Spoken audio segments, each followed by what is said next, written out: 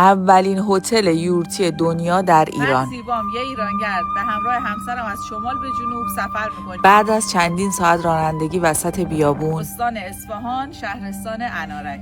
وسط بیابون اینجا رو ببینید. اینجا کاروانسرای مشجری. وارد که شدیم این صحنه‌های زیبا و باور نکردنی رو دیدیم. این کاروانسرای بوده فقط اینجا. کاروانسرای واسه دوره صفوی است، خیلی قدیمیه. اسم این نوع سازه ها یورته که در واقع سازه های سنتی مناطق کویریه. مرمتش خیلی باحال بوده اینجا.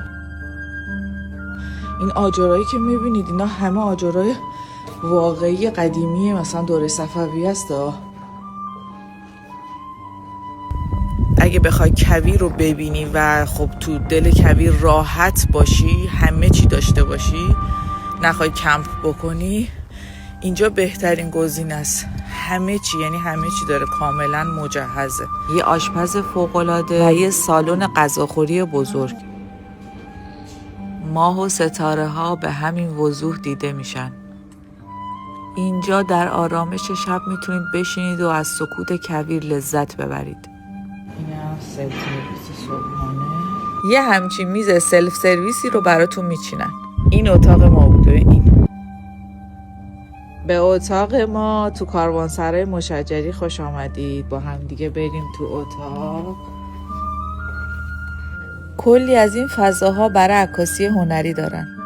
این ولی اتاق خوابه. خوش اومدید.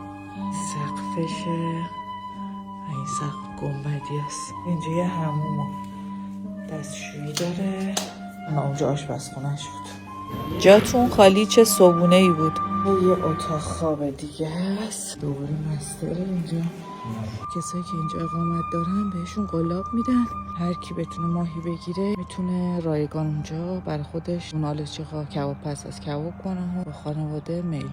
اینجا یه تفاوتی داره، میبینید روی تخت رو نمیکشن رو پتوها، رو بالشتا، که خودت بیای از پک در بیاری و اتو شده رو بکشی.